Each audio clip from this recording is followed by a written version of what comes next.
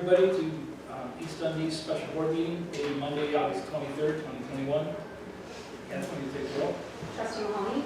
Here. Trustee Andreessen. Here. Trustee Coonsey. Here. Trustee Britton. Here. Trustee Saviano. Here. Trustee Triber. Here. President Ryan. Here. If you'll join me in the pledge of allegiance. I pledge allegiance to the flag of the United States of America and to the republic for which it stands, one nation, under God, indivisible, with liberty and justice for all.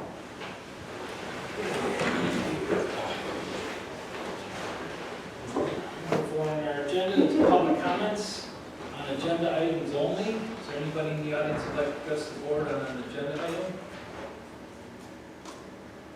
Seeing none, we'll go to consent agenda. I could have a motion. I'll move to approve the regular village board meeting minutes dated August 2nd, 2021, and also to approve the special village board meeting minutes dated August 9th, 2021. Second. Any discussion? Catherine? Trustee Mahoney. Yes. Trustee Andreessen. Yes. Trustee Coonsey. Yes. Trustee Britton. Yes. Trustee Saviano. Yes. And Trustee Triber. Yes. Okay, that brings us to other agenda items. Item A, if I could have a motion. What is this motion? Or is it? Well, I guess it's just a discussion item, so someone like motion, read it in. Can we actually make the motion once we discuss it? You can discuss or make the motion. Or make the motion. You can do whichever you like. Well, I guess I would move to award additional $6,500 fiscal year 2022 to Dundee Crossing BDD facade grant funding for the distance social. I'll second. Discussion? Do you want me to back on this, Jennifer? Yes. I was just approached by Joe Zeller. He had additional work. His original grant was for, sorry, I have it here.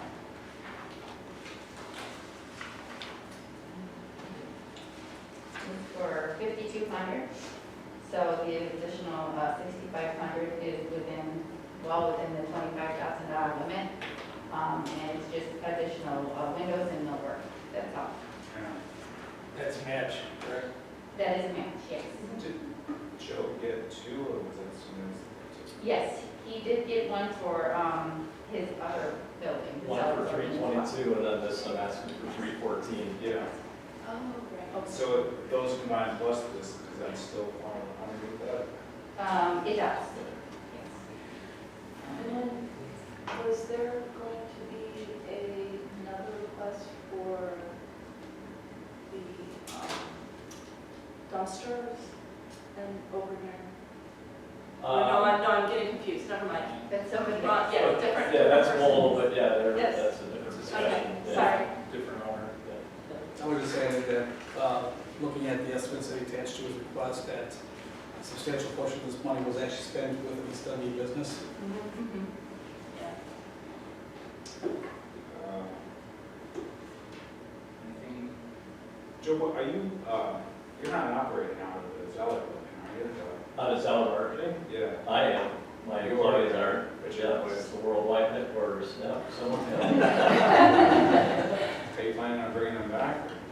Or am I on Not sure. No comment. That's fair. Yeah, but yeah.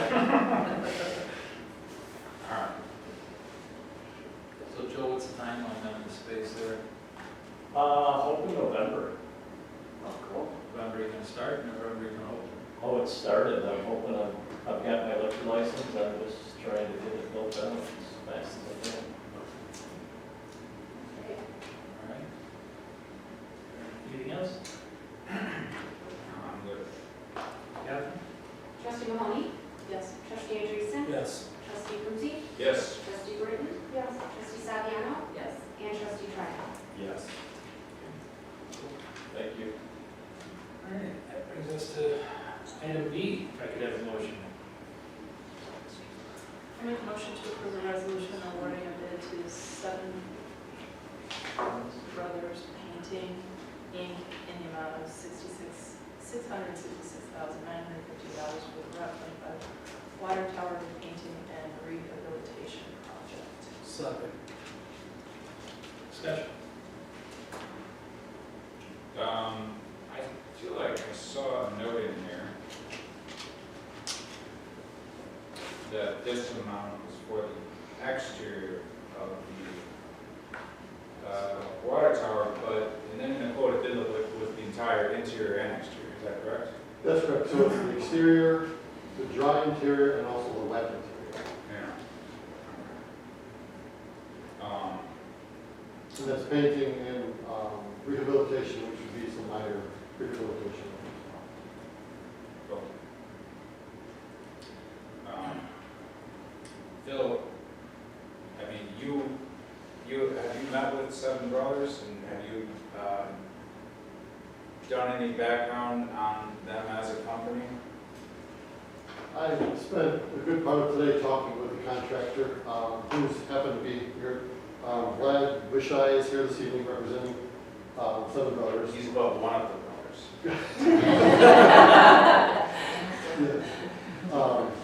Our consultant Dixon Engineering has worked with the company for a number of years and has Seven Brothers is on Dixon Engineering's pre-qualified list of painting contractors.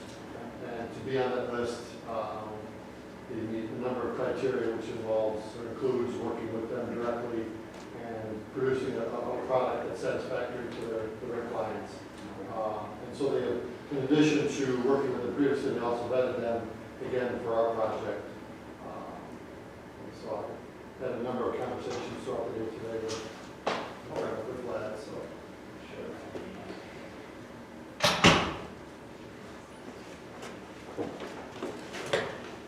So there's no issue with the bond, performance bond throughout this whole project, correct? No, they're subject to performance bonds. They, We don't have to, but the criteria that you speak of with regard to Seven Brothers being approved by Dick Dixon, that is there any, how do I put this? You're not the painters union favorite. You know, I mean, in Illinois, I've got a letter from what looks to be like a lobbyist for the painters union that's telling us to beware. I read it as protectionism myself, however, they do raise a couple of good points with regard to OSHA guidelines. And I'm just wondering, you know, the bond perform gets taken care of. One of your guys slips off the ball and breaks his neck. Where does that leave us? So, I mean, as far as OSHA goes, before this job begins, is there anything on your part that you've got to prove to them that you've got completed or that you've taken care of? Have they contacted you at all before? Have they contacted Dixon? Dixon and or Seven Brothers. this is Craig Springer. He's with Dixon Engineering. Okay. Wanted to introduce him as well, so he's here to answer your questions. No, I mean, I don't think anything has to go to OSHA, as far as their safety regulations. So 7 of the last 10 projects that Dixon or that Seven Brothers has done here in Illinois in the area, you guys have overseen Absolutely. the engineering portion of it. And yeah, engineering inspection. Okay. And have you had any problems at all? No, none whatsoever. You guys do the whole tarps around? Right, okay. And then as far as a guarantee on the material, there's a metallic element to that paint, correct? I mean, I guess what I'm wondering is, I've read where the paint that they're using on water towers should go anywhere from maybe up to 25 years worth of a life. Phil, you indicated that this hasn't been painted before, and I'm not 100% certain of that, but what kind of guarantee are we gonna get as far as the job goes? I mean, if we start getting surface rust leading through, certainly on the top, we're not gonna know it until it starts to run. At that point, if we're 6 years down the road and we start seeing this, and it'll probably show up really well against white paint, you know, how far into the future, I mean, what sort of warranty on the result or on the material do we have that's being applied? Per our agreement with Dixon, they're providing with us with 1 year's worth of inspection, warranty inspections, post-construction, post-work. So beyond that, 2 minutes. pardon? 2 year minutes. 2 year maintenance. 2 years. Anybody have any problem with that, I'm guessing that's fairly standard in the industry. besides me? Well, I mean, if there's an issue, you don't need to repaint the entire water tower, fix it properly if it's 5 years down the road, 6 years down the road, right? I mean, you can. Correct, You so can spot repairs. without promising issues, there are going to be failures. And that's typically we come back on our anniversary and touch up those areas. As far as the entire coating system, the protective coating system, you're using Sherwin-Williams on it. It's a floor cone overcoat. It's typically they warranty that product up to 25 years. So if there's a labor defect, obviously we stand behind the work. As far as the product are concerned, they're pretty reputable products. So you're not getting rust and spray or anything. Well, the startup is mid-September, and it's a 2-month project. The lead time on this, or whatever, that puts you at possibly mid-November. You know, how's this stuff going to adhere? I mean, we could have snow in October easily. You know, Yeah, Mr. President, the goal is the exterior first. That's the one condition that we can't control in the weather. So the exterior containment that you were discussing earlier, that'd be tackled first. The metal repairs would be going on probably prior to that in the fabrication during. And then obviously the last item would be that wet interior and dry interior. For this late in the season, it's pretty customary for heaters or to be used in all of the interior of those things. Yeah, engineering controls will be used for the wet interior, dry interior areas, dehumidification, heat if necessary. so is there any X-ray technology that's used or applied to determine the thickness of the wall of the ball? Sure. And did you use that then? Is that The thickness of the ball itself and the thickness of coating. Well, I'm not worried so much about the thickness of the coating, I'm worried more about the thickness of the actual structure. So, I mean, if that's starting to bleed through or blistering, that's gonna shorten the life of it. That's something obviously we would need to know if we need to repair it now, before we paint it. Right, during the wet interior blast, once the coating is all removed, we do look at the surface for any surface pitting, some prior corrosion, any deep pits deemed halfway through the surface would be pit welded. And we do check those metal thicknesses if needed, using UT gauges, ultrasonic thickness testing.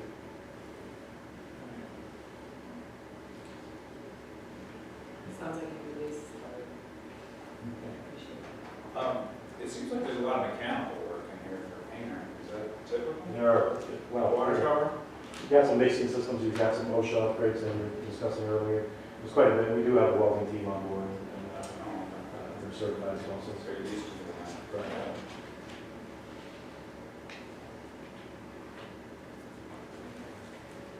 Well, I'm just concerned that it's as late in the season as it is. I mean, you start today, or tomorrow, let's say, how long to do the outside typically? I mean, I realize we got a two-color process here, and then there's gonna be a graphic, that would always get applied later if it had to happen.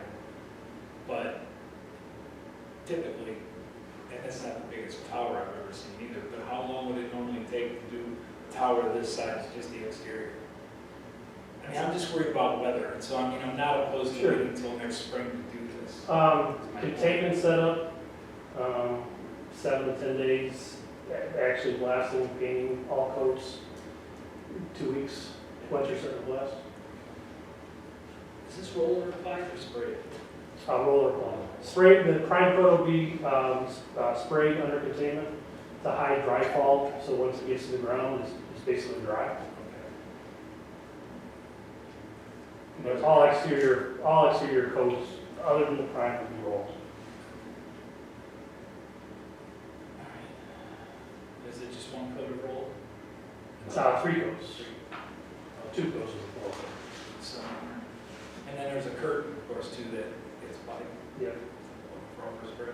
Yeah, that'll be raised daily, depending on how high the wind is. I had the opportunity also to speak with Lake County Public Works today. We had a project within the last year or so with Southern Brothers. They did indicate to me, their engineer indicated that their communication and their performance was no issues whatsoever. And they did in fact finish ahead of schedule. So every project different, of course, but with some positive feedback. I guess I would rely on your guys' expertise. I mean, do you feel like it's too late in the year to start, or do you think? The only concern is the metal fabrication, the lead time on that, and The what now? metal fabrication, the sourcing of metal, steel, For the interior stuff. for the exterior upgrades. I don't see it being an issue. We've got quite a bit in stock, some remaining items that can be fabricated. That is the only thing at this point, obviously, but it's all going to be rather determined by when we actually establish a mobilization. Okay. Well, I don't know if that answers the question. No, I'd like to say that, no, we're not hesitant at all, but quite honestly, I couldn't tell you about actually ordering the products. Typically, 2-week lead time on some of this fabrication stuff, so we wait a longer period of time. Okay, but you have a week to set up your tarp anyways. Well, we would be, Or do you need those parts to set up your tarp? no, we've got all of that structural stuff. As far as the new additional metals, fabricated metal that's going on, we got a roof railing that's going on, fabricate that specific to that tank, so it has to be manufactured and fabricated, that's about 2 weeks. Okay. Yeah. So depending on when, if you approve, that's going to really be determining factor. So is the crown or the top, the roof actually inspection done with a drone, or do you guys climb up there? We climb. You do? Yeah. We climb, we hang in the baskets. Thanks.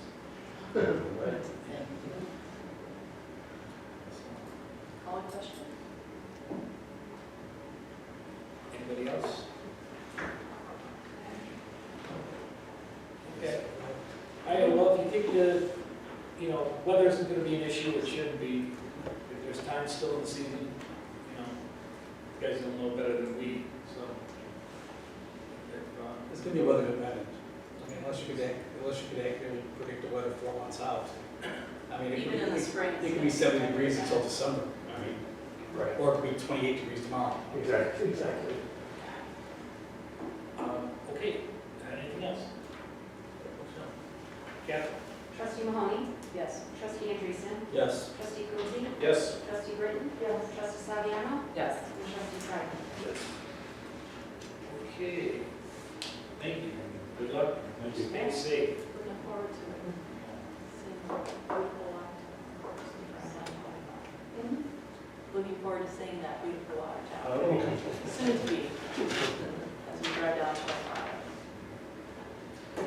Okay, great. Well, so we conclude our agenda items. Our financial reports are out there. So the warrants list, if you trustees would like to take a look at those, any questions, you can just ask. It'll take us to village reports. I'll start off. Phil, I want to tip my hat to you. Thank you guys. Nice meeting you. Thank you. Thank you. Thank you. With the storm that we had, you guys,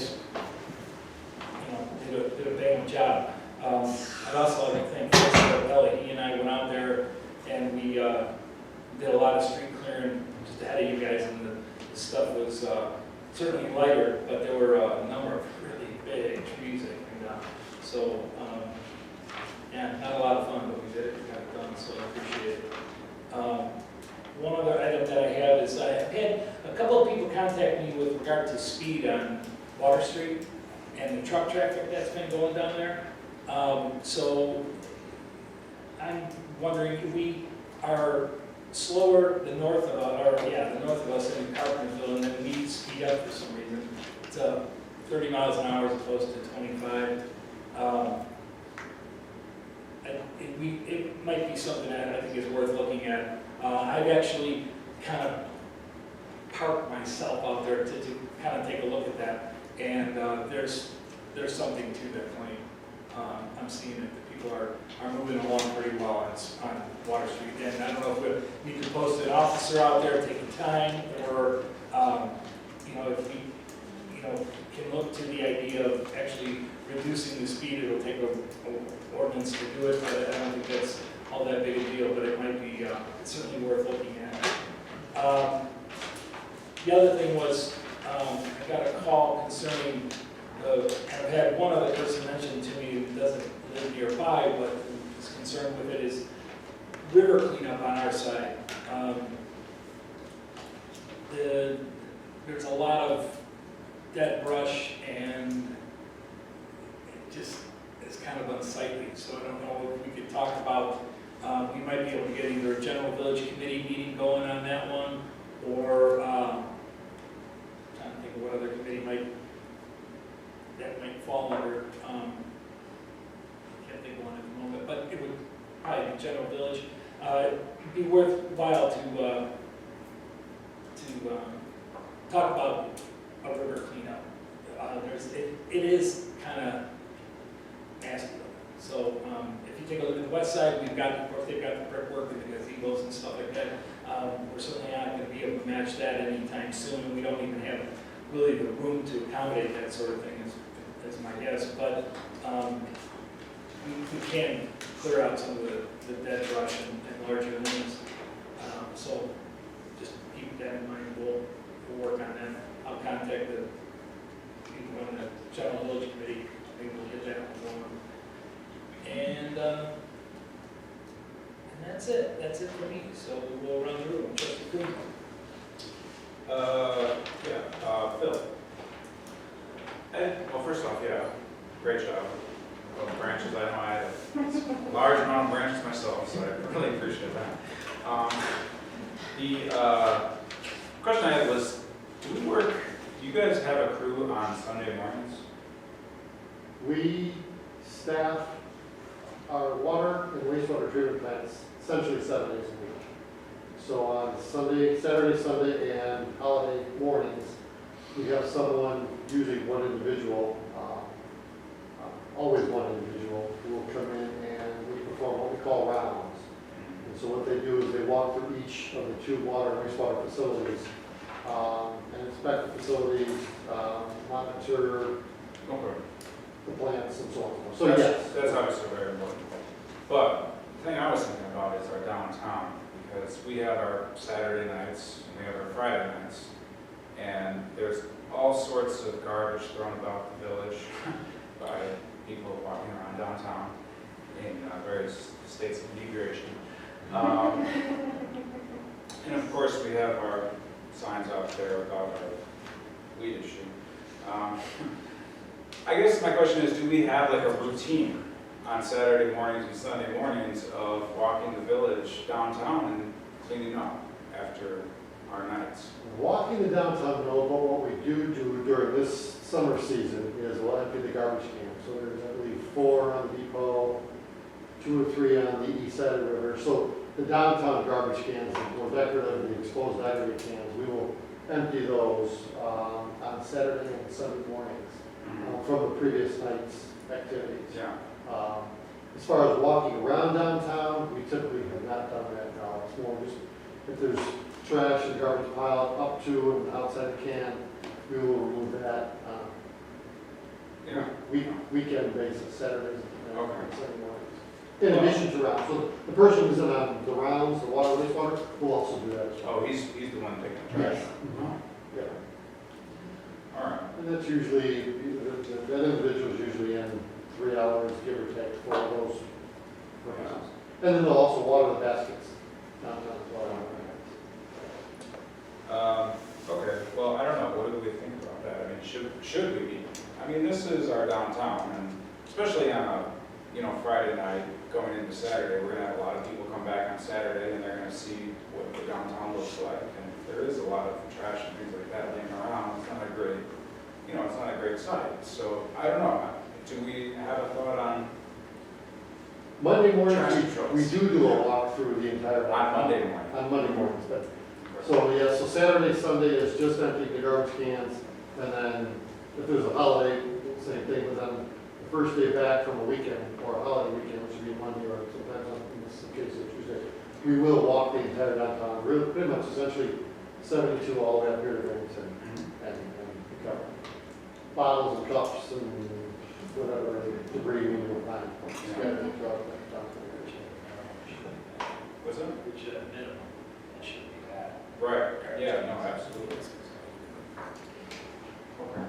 Well, I don't know, I guess I would say we should think about maybe a Saturday morning walk through as well, but I know that I'm not, in charge of that, but it's just a thought. It's probably good to, it's more of a budget discussion, but also we want to have that discussion ahead of the negotiations, because it's probably a bargaining. Well, I guess I wouldn't think that it would be the guy that's doing the engineering on the water, but rather like a laborer that would do that kind of thing. They're almost, we only have two levels, so we have laborers and we have operators. Right. But even the operators or laborers, there's only 5 staff outside of Phil and Greg. Right. So it's just, it's rotated amongst the 5, but if that's something you wanted, I know that contract is coming up for discussion to you. You should probably discuss it Okay. here, and if it's something you want, then bargain for it now Right. at the time. Good to know.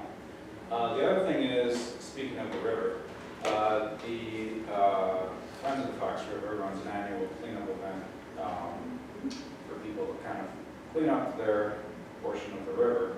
And I wanted us to do that this year. It's coming up quicker. They should have maybe have introduced this idea earlier. But if I can get a few people to help me, I'm going to do it.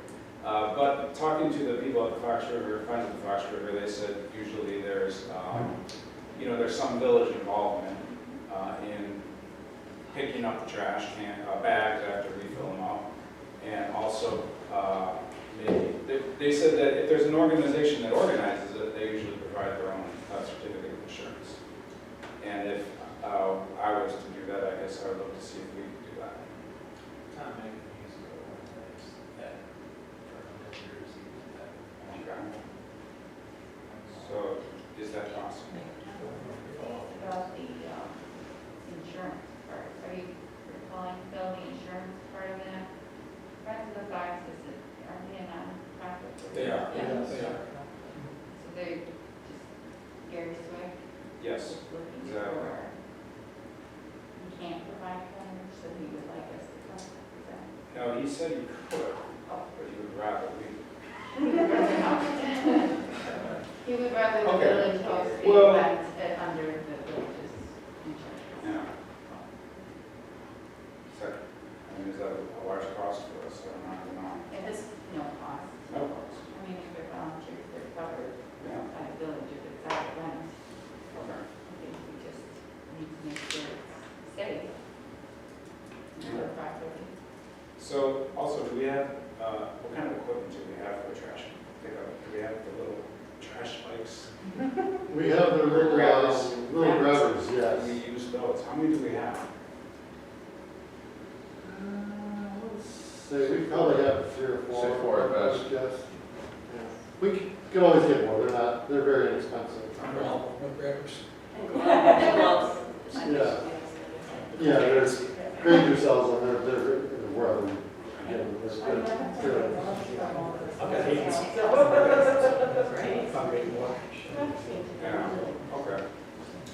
So, and then I guess the question about the trash, is that just to call the Flood Brothers to see if they can do a pickup for us on a Saturday afternoon, or how would we do that? Would we have to bring the trash somewhere for a time being, or? One option would be to fill trash bags, and set them along the river, and either we can collect them, perhaps Monday morning at some point, or we can look at the truck road picking up those filled bags. If they're filled and then secured, closed, tight closed or something. That's something. We don't want them on the river over the weekend. On behalf of all the raccoons in my neighborhood. True, true. We do not want them all over the river on the weekend. That's what you said. Well, there's probably not any food that you're gonna be picking up. Well, you'd be surprised what the raccoons get into in my neighborhood. I think it's fun. Fair enough. And we might be surprised what we'll find too. Right. What is picked up along the river. Yeah. Is there a date on that stuff? There is. I'm sorry, I put you on the spot. Cool, thanks. All right, you'll let us know. I'll figure that all out tomorrow and I'll make It's a, I'll email September, you guys it's about it. September 18th. Yeah. Thank you. September. Yeah, so we are running out of time. Yeah. I am running out of time, I should have done this earlier, I'm sorry. Okay. Almost a month away. Can I say So, something? Yes. We've worked with Friends of the Fox and cleaning up along the river before. Yeah. And I don't know, I hear you talking about, leaving Yeah. trash along there and bad. They have us all take it to one spot where they're set up and just drop our bags off, and I don't know. Where, with, like, what village did you do that in? It was in Carpentersville, Yeah. and, So I think Carpentersville Public Works picks it up. okay. So anyway, they just had us all bring it Yeah. to one spot, Mhm. which is by the bike shop here. Just drop it off. Yeah. Okay. All right. Phil, I'll talk to you more about that. Okay, When I get my own details. sounds Okay. good. That's all. Thank you. Trustee Tribe? So this is going to sound a little repetitive, but Phil, Public Works, thank you for making the neighborhood in downtown beautiful again after that crazy storm. My side of the downtown area looked like a bomb went off. So, and I know most people down here were without power and everything. So keeping calm and being transparent, I greatly appreciate that. I had a fridge full of groceries from Costco the day before that unfortunately perished, but really appreciate the transparency and all those in the community who got out and helped everybody else, repair houses and just make it shiny again. So thank you. I'll make sure to convey all of your thoughts to the crew. They're certainly deserving of it. So, thank you. That's it. Well, I'm gonna say thank you. No, I'm just kidding. No, but seriously, thank you. And actually, I have no other report. Trustee Grid? Just a thanks. That's all. No other report. Trustee Idris? Well, since the river is a popular topic tonight, rather than just putting a Band-Aid on it, like cleaning up the mess or cleaning up the brush that we always do, why don't we actually put some time and effort into it, see if there's any like federal, state, county funding, whatever, let's actually do something with our riverbank. I mean, it's one of the best assets we have in this town, and it looks like crap. I mean, using a purely legal term. I mean, let's actually put some effort into it, let's see if we can find some money and do something meaningful with our riverbank. Is that on the plan for? That It was. is already in the works, Okay. just to let you know. I'll keep everyone posted on anything like that. If it's in the works, we have no idea. I didn't know anything was in the works, so it'd be great to. Nothing to report just yet, but sorry, I just joined the announcements. Oh, I've already made some inquiries. So. That's it. Trustee Mahoney? Sure. Well, with regards to the speed on Water Street, Bill has noted in his bi-weekly updates that there's already a speed study that you guys have worked through and We're carrying on the proposal. you're preparing a proposal for that on water and on Dundee. Do you have an idea of when that might end up happening? Oh, okay. fantastic. So, pretty soon. Great. Awesome. Thank you. Also, in addition to Public Works, I'd also like to thank the administrative team who was also communicating to the public that Flood Brothers were going to be coming by and picking up. And that was something that was really helpful for people to hopefully keep the number of calls to you limited, because I put your name out there as well, to give them a call. I am still getting a few questions about water and water quality being uneven in the summertime, and I've been asking them to make sure that they give you a call to let you know the address. Yes, yes. So have you had many in the last week or two? We've had, I'd say we've had a handful of calls in the last month-ish for discolored water, and that's, in part, we're making some adjustments to part of our water system. Greg, I don't know if I'll let you want to kind of offer a thought on it. We had originally pre-chlorinated our water ahead of the iron filter, and the engineers, after we brought it up to them that this discolored water issue was becoming more of a constant problem, they had recommended we replace the chlorine with a permanganate product, and so we have gone through that process. The permanganate product is in place, it is fully functional, it is working well. The only drawback to this product versus the chlorine is that it's a very slow fine-tuning process. Got it. It is more powerful of an oxidizer, so it will oxidize more iron and do a better job of that, but if you overdo it, it does have a side effect that it will discolor the water more. So we've got a new chemical feed pump that came along with the setup that can actually feed in a digital level down to 0.1% at a time. So you hit the button and it says it went up 3 notches. I wouldn't believe it unless I actually watched the volume of the liquid go down over the course of a couple days faster, because it does make such minor adjustments. So we've made some very minor adjustments, wait a week, see how everything's going, make another one. So that's kind of where we're at right now, is continuing to make minor adjustments and continue to monitor the levels of iron in the water in the distribution system, as opposed to just also at the water plant. Cool. It started out as a pilot program. Education.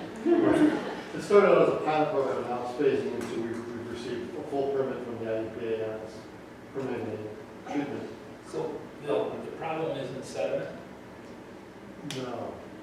It's, Sediment would be more like if it was solids, sandy material, and the discoloration that we're seeing more often than not is strictly color as opposed to actual solids. I mean, if it were in a home, it wouldn't get through as solid. I mean, I've seen it happen in my home, but it's, you let it run for 3 or 4 minutes and boom, it goes away. Right. I So, think if you fill a glass of this discolored water and let it sit for a period of time, I don't know that you'd see much that would settle to the bottom of a clear glass. Right.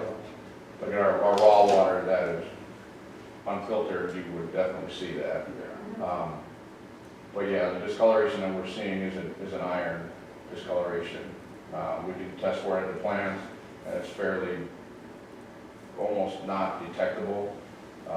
And so, but then once we go out into the system, it is continuing to oxidize in the distribution system. so the softening process that we take, is taking that iron out of the water?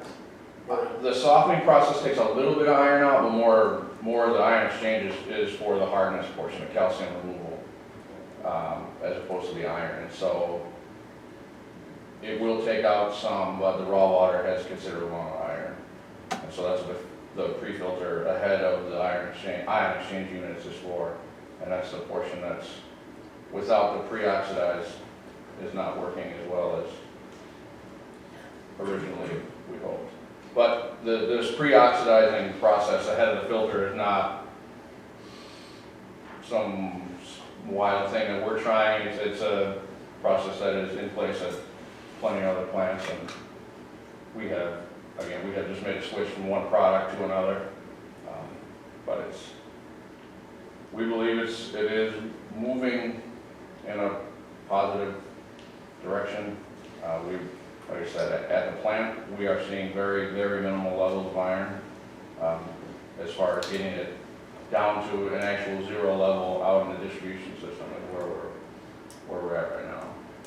So is there any oversight the county or state doing with that water analysis that we send out? I mean, if they're seeing, if you're seeing a color difference, it's got to show up on an analysis, on testing, So I'm just wondering if Well, we're reporting that, are they saying anything back to us? As- What's the numbers that we're feeding them? I guess I didn't understand. Well, we do an analysis that we send, the state reviews it, the county reviews it. Correct, yeah, So well, what I'm wondering is, are they seeing these numbers and raising any flags? Because if I fill a glass of water and I can see a color problem, that would have to show up on any testing that we do for analysis reports. it does, but iron only has a secondary MCL, and so it's not like a health concern. So there is a number at which they have determined they recommend you keep your water below 0.3 milligrams per liter. That's the threshold where that site becomes, you can see it starts to become a problem. We are consistently below that at the water plant as it's leaving the plant. But then this is the problem where we're running into out the distribution system. It is not quite as low. Obviously, you're So seeing we're picking it up on in the some of it. We're picking it up in the pipes. I mean, we do have a considerable amount of cast iron pipe in town, in the older sections of town. But so that could be certainly a contributing factor. Thank you. The only other thing that I had was, the last Monday was Motor Mondays, which was so successful. They were beyond capacity with the number of cars that they had. People stuck around a lot longer. And also now that we have at least one restaurant that's open as well on Mondays, it was a really, really good event. So kudos to that team that was that. Yeah. That's all I have. Okay, staff. Jeff? Of course, I'd like to thank Phil. I mentioned there's really only 5 guys outside of Phil and Greg, and I do know a couple of them were out during periods of time, so thank you for keeping them safe, especially, and all that removal. The other 2 event items are this Thursday, it's a Thirsty Thursday, and the last one down Wednesday was rescheduled to September 1st. So we have those 2 items coming up. I also emailed the board, and I want to remind you that the chamber is looking for the community service member award. The sooner we have that decision for the chamber, it's better, because they do put some materials together, biographies, and they're also looking for other businesses or community partners to recognize at their annual awards dinner. So just make sure to get back to Melissa on that as soon as possible, so she can coordinate that brochure that she does, and we can let the recipients know. That's all I have. Thank you. Joe? Guess I gotta thank Phil. Actually, I will thank him because I have a bunch of trees down too. Helping us with work. Chief? I just want to advise you that our organizational structure is soon going to change a little bit. We now have a chief, a deputy chief, and 2 sergeants, but we have 4 shifts, 4 12-hour shifts. Each of them needs their own sergeant. And this year, the police commission is putting together a sergeant's list they've been testing throughout the summer. Very soon, they're going to certify a list, and we will make 2 promotions to sergeant. The commission's a recommendation, but that's your call, isn't it? I've always respected the commission on that. I work closely with them, but they make the appointments, I don't. We have a close working relationship. Yeah, but you know better whether or not someone's qualified or ready than they do, correct? Well, they do a kind of an extensive testing process, and it's a good process, and I'm watching the results as they come in, and I'm satisfied with them. the cream is rising to the top. Well, That's all, thank you. great, thanks. Bill? I don't really have much, just thank you again.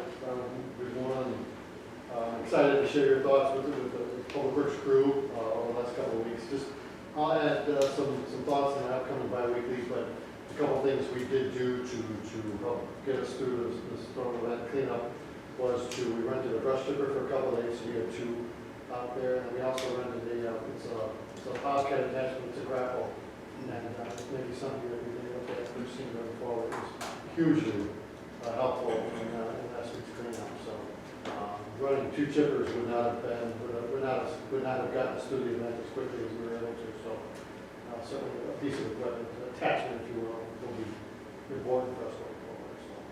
Yeah, that's for the next budget. Right? Other than that, Is that it? you know, Finally, village attorney. Nothing to report, sir. All right, well, that'll take us to public comments on any non-agenda items. Is there anybody in the audience who'd like to address the board on a non-agenda item? Erin? Hi everyone, my name is Erin Thrower, and I actually live in West Dundee over on 4th Street, but I'm the new Dundee Township Supervisor, and I just wanted to thank Jennifer and Jeff and Phil and those trustees that have taken the time. I appreciate it so much to get to know and Scott, get to know me and come out to Summit Square for those that you were able to visit, and just really looking forward to working with you all and seeing the progress that's getting made here in East Dundee and in our community. So just wanted to say hi. Thank you. Thank you. Anybody else? I think just one thing, I just want to say, my name is Doug Gay, and my wife Lena, and we live on Water Street, and we've been talking to Phil about the problems that we see with traffic. And I just want to make my point that it's the big trucks that I think is the problem, the main problem, more so than speeding. And I appreciate the fact that Phil is moving forward to take some action on that. And again, for you, Jeffrey, I think I read that there was a ordinance prohibiting food trucks on Water Street and a bunch of other streets in town in 2015. There is a route that they're supposed to follow. That's the actual, there's a trucking operation, as you're aware, probably, right off the 3rd, that there is a dedicated route that they're supposed to follow. And many, many times I have seen that being skirted. Living right there and seeing, before we came to meeting today, we just for 15 minutes counted 4 trucks that went by. Are we talking like semi-trucks? Oh, yeah, they're movers, yeah. Yeah. Big ones. Yeah. The other problem I have with the operation over there, and so I think it's really something we need to look at and talk to the owners of, is I've talked to a number of drivers who have indicated that they rarely deadhead any of their cargo. I mean, in other words, they're not empty. If they're fully laden, that's an 80,000-pound truck. None of the streets outside of Barrington Avenue can come close to handling that kind of weight. Even that's. I would say this, I think most of these trucks are not coming from there. I have no idea why they're coming down to Water Street. I'm not really sure either, because they can't get left going east on 72, so Oh, what they do. it's a right turn going west onto the bridges. It can't be an easy turn with a vehicle like that, but they're still attempting it. And then I've seen a number of the trucks coming in through the downtown off the river, going over from Hill or Railroad, and then on to 3rd, and then home. And that obviously is the route they're supposed to Give my support. So look at the trucks and say, more trucks than speed. Yes, thank you. Thank you. Anybody else? Well, then that'll take us to an executive session, and we can have a motion that we can go into, and we'll adjourn from there. I'll make a motion to go into executive session, close to the public and media under provisions of Illinois Open Meetings Act 5 ILCS 120-2, C1, personnel and legal counsel, and we will be adjourning, and C2, collective negotiating matters, and we will be adjourning directly from executive session and not coming back into public session. Second.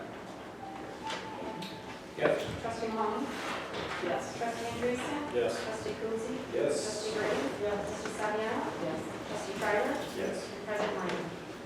Yes. Okay, 5